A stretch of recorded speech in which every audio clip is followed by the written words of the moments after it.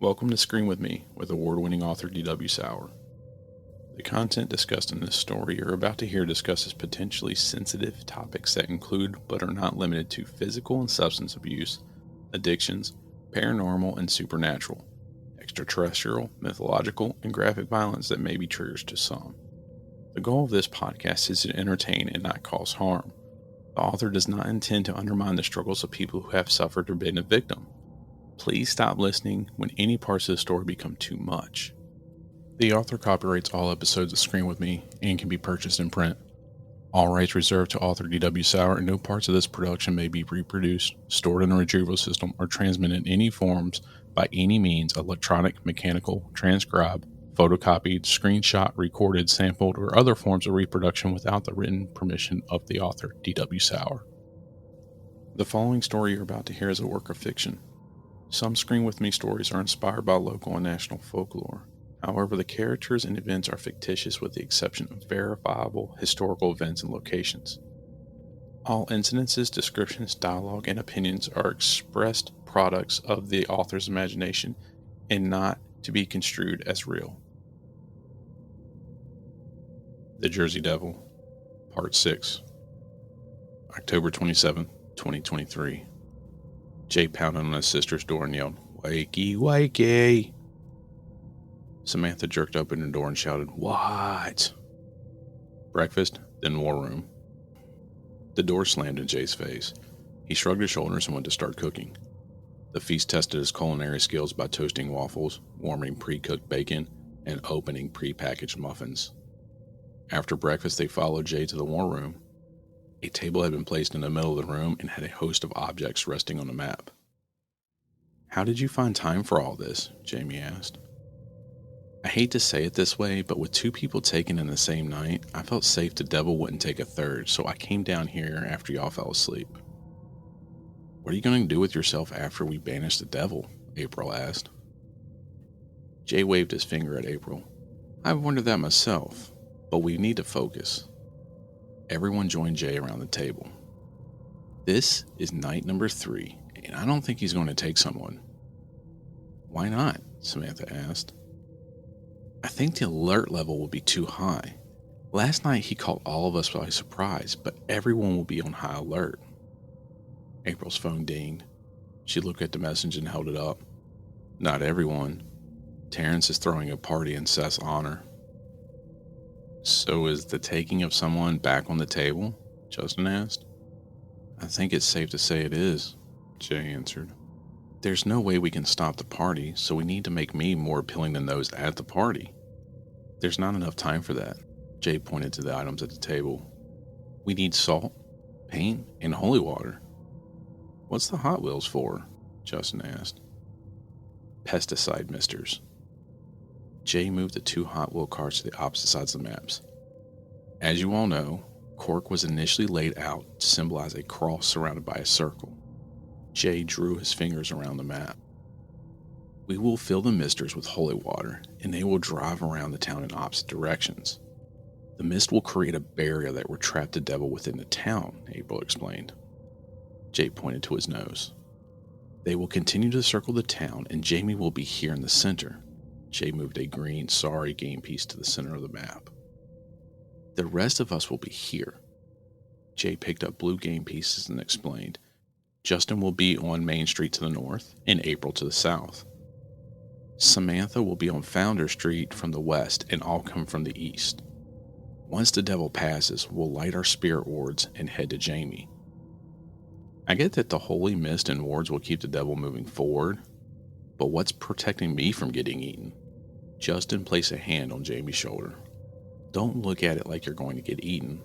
It's more like Hocus Pocus than Dawn of the Dead." Jamie shook his head. "That's not comforting." "Jamie won't get Hocus Pocus. Pocused. April threw her hands up with frustration. "He won't get the Hocus Pocus treatment because we're going to stop the devil before he gets close to Jamie. Right, Jay?" "I mean, yeah, but he's going to get close to Jamie." April's voice quivered as she asked, "How close?" Jay dismissed the question and pointed to an image on the table. From my research, I found a variety of symbols that warn off evil or trap it. Like, the same symbol does both? April asked. Jay nodded. This here is a hexafoil, and evil cannot cross it.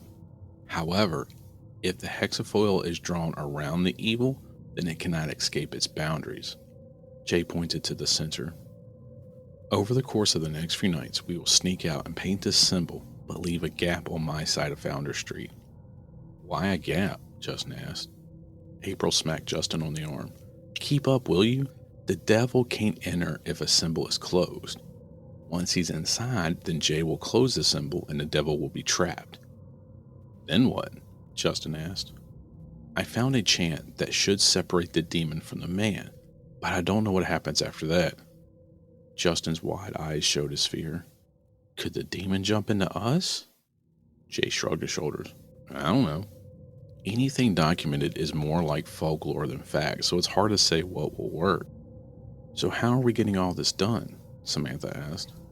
Jay explained his plan, and the crew spent the rest of the day going from house to house asking for salt and white paint. He explained that the two will combine to not only paint the hexafoil, but the salt will add an extra layer of protection. They met back in Jay's war room with the results of their efforts. Jamie and April were the last to arrive. We got 2 gallons, but no one was willing to give up any salt, Jamie informed. That brings us up to 6 gallons of paint and just over 100 pounds of salt. How did y'all get over 100 pounds? Jamie screeched. Not us, Samantha pointed to Jay. He got 2 50-pound bags. From? Jamie asked. Uncle Nick's diner. He was a big fan of Carl's, and of mine, so he was more than happy to donate. Jay turned to Justin. Any luck with convincing your uncle to let us use the misters? None. He said they were too valuable to let us play with for a couple of hours, Justin answered. So what now? We can't just go paint the center of Main Street, and I'm not going to that party. Sam's right.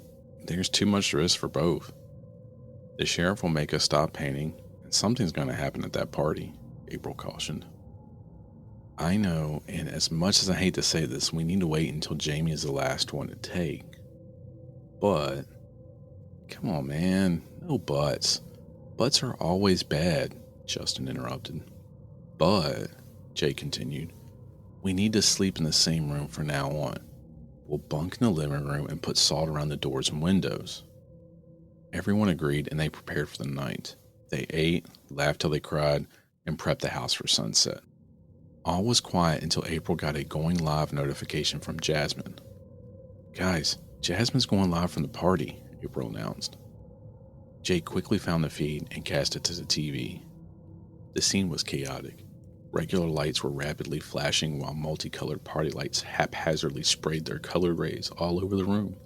Though the camera was pointed away from Jasmine, it was clear to see that she was crouching on the floor and the shaking of the camera signaled fear. The music was loud, but not loud enough to drown out the screams, crying, and beating of fists on what one could assume were locked doors. Though the lights made it difficult to see, the devil was approaching. There was no mistaking the red eyes of evil, and despite its enormous size, several tried to attack it. Shovels and 2x4s crashed against armor-like skin and snapped upon contact. Suddenly, the devil disappeared.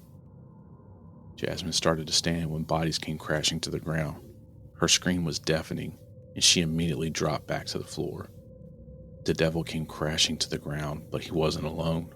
One can see it was carrying 3 bodies, and before anything else could happen, the feed went black. He took 3. Justin's voice was grim. Who were they? Samantha asked. Jay looked at the comments that were pouring in. Someone said it had Terrence, and another said one looked like Tiffany. No one said anything about the third. Jay clicked watch again and fast forward to the end. He paused it on the devil and his victims. Everyone leaned forward to examine. Terrence, Jamie whispered. Tiffany, April gasped. Oh man, Jamie whined. It's Samuel. Wrath, lust, and sloth, Jay said. I thought I would be okay with the devil taking Terrence. But look at his face. Samantha said. That's the type of fear I don't wish on anyone. Yeah, I don't feel good about this, Justin added. Justin's phone rang. Hey. Yeah, I saw it. Yeah. You sure? I'll let you know. Justin hung up the phone. My uncle saw the live stream. He and my cousin will drive the misters. We just need to fill them in on the plan. Good. And I know it's going to be tough, but let's get some sleep, Jay suggested. The TV and lights were turned off. No one went right to sleep. The glow of their phone shone brightly into the early hours. October 31st, 2023. 2 days had passed and the trap had been set. Jay and his crew painted the hexafoil on the road and left a small gap for Jay to close. Justin's uncle and cousin took their positions at the edge of town. Jamie went to the center of the hexafoil, and the rest took their mark on their respective streets. The sun set, and it was time. The town was all but abandoned. April waited in the entranceway of the pharmacy. The overhang blocked out any moonlight and essentially made her invisible. It was just a few moments after the sun fell that she heard the heavy steps of the devil. She watched as the man-beast passed, and it was as Carl had said. The devil was the size of a giant and had horns like a ram. She waited until he was well past the building when she texted everyone. He's coming to you, Jamie. Seconds later, she got a reply. Light the wards. April pulled out her lighter and lit the sage. She cautiously advanced behind the devil. April noticed the devil's advance was quickening. She dropped a ward and called Jay. What's wrong? Jay asked. He's moving faster, she warned. Call the others. I've got to get in a position. April started running after the devil, and before she could call Samantha, the devil arrived at the hexafoil. Step by step, she could see the devil getting closer to Jamie. Jamie was sitting cross-legged on the ground with a flashlight aiming at the sky, acting like a bat signal for demons. April looked at Jay. With a brush in his hand, he closed the hexafoil. Slowly, she began moving towards Samantha. The devil reached out to Jamie, but his hand stopped. He pulled his arm back and launched it forward. Again, the hand failed to reach its target. Over and over, the devil tried to get its prey, but repeatedly failed. Jamie pointed to the ring of salt that surrounded him, a fail-safe to ensure he wasn't taken. Jay yelled, In 5. April opened the voice memo on her phone. 4. She pressed the volume up on her phone. 3. She finally met Samantha. 2. They took a step into the hexafoil and began moving toward Jamie. 1. They advanced toward the devil now. Play! They all hit play. Their phones played a recording of Father O'Brien reading from an exorcism text. April didn't know what was being said, but she knew it was hurting the demon. It began growling, yelling, screeching, and covering its ears. April and Samantha were less than 5 feet away when the devil turned to run. He ran to the edge of the hexafoil and immediately fell to the ground as if it hit a brick wall. The hexafoil worked. It kept the devil from fleeing. With spirit wards in hand, they surrounded the demon. Though it appeared it was in pain, April was starting to think the exorcism text wasn't working. It wasn't until she focused on the hands that she realized it was.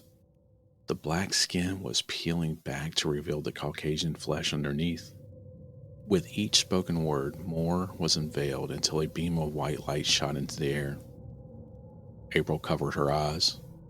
When she removed her hand, there were 2 beings in front of her. Both were the size of an average adult. The all-black being was cowering on the ground. Everyone could tell it was afraid. The other was John, and he was the opposite. He was smiling and looked as though he had the weight of the world taken off his shoulders. The ground started to shake beneath the black mass. The shaking gave way to cracks, and through the cracks came a hand. It latched onto the former devil and pulled it through the hole. Thank you, John said. Everyone stopped their recording. I've wanted that for so long. I owe you a debt that I'm afraid I won't be able to repay. If it makes you feel better, we didn't do it for you. We did it for our kids and for those that come after them, Samantha explained. John nodded. I understand, but I am appreciative nonetheless. What happened to you? Jay asked. I swear to you and all that is holy that I never harmed a soul. I was angry and I wanted revenge. Once the world started to turn black, I was approached by this demon and made a deal to get my revenge. John took a deep breath. At first, it felt good to watch them suffer as I did, but the pleasure quickly faded with time. I was taking the lives of those who had no connection to what happened to me, but I wasn't allowed to stop. I was his. It would be easy to be mad at you, but we understand, Jay said. You do? John questioned. Yeah, I mean, we don't like what happened, but we don't know how it feels to be you. You experienced a betrayal that none of us have, so who knows how we would have reacted if it happened to one of us, Jay explained. Yes, well, thank you for understanding. John looked around and asked, What happens now? Jay shrugged his shoulders. You cross over, I suppose. I have a lot to be judged for. April cleared her throat. I don't know what awaits us, but if we are to be judged, then I like to think you'd be judged on your life before and not what it became. John smiled and began to fade away. Can anyone else believe that we just stopped the Jersey Devil? Justin asked. I can, Jay answered. Well, we all know where John is off to, but what's next for us? Jamie asked. I wasn't going to say anything yet, but I've done some research on a rural town in Pennsylvania that is claiming to have multiple Bigfoot sightings.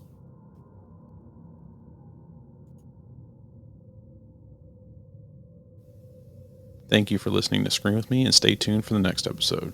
Until then, you can stay up to date with following me on Instagram at DWSour or at Polar Press Books. More information, including how to purchase my books, can be found at dwsour.com or polarpressbooks.com.